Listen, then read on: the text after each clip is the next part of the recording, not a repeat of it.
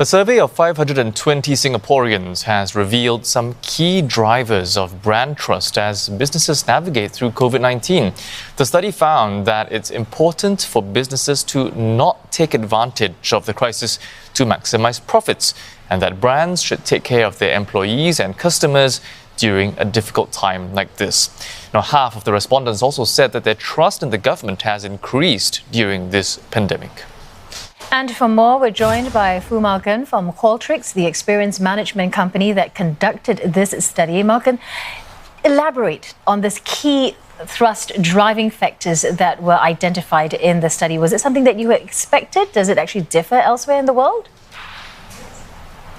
Yeah, thanks for having me this evening on the program, and we could share that in terms of what the study really meant. So obviously, trust is very, very fundamental in doing business, right? And especially we think of the times like this where it's so uncertain.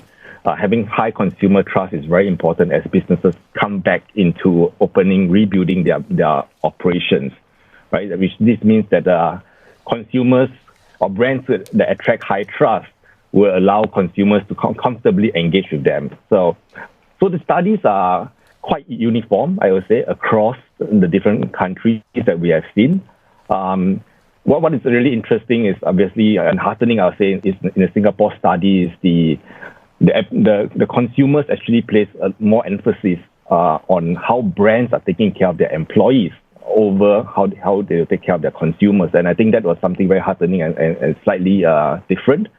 Other difference that we've seen in the other markets really are things around how the method of communication. For example, the study in Australia shows that consumers prefer a more traditional TV, radio sort of a communication channel, whereas in Singapore, email comes up top, online social media, things like the Facebook are preferred.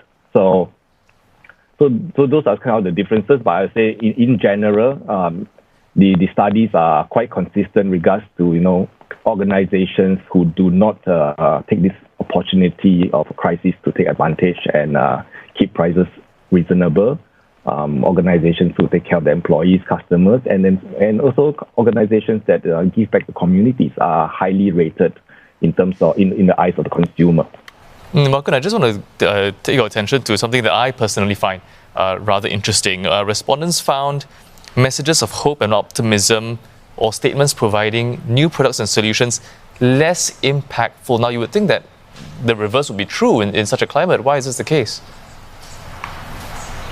Yeah, I think we have all been subject to that, right? So we have lots of communications that out of the blue has brands that reach out to us with a lot of hope and optimism that we have never really engaged with them for a long time or never heard of from them, right? So I think where consumer really wants impactful and meaningful communication, things like how are the brands that I'm interacting with coping with this current crisis, and what are they doing about it, and how does it impact me as a consumer if I have to engage with them?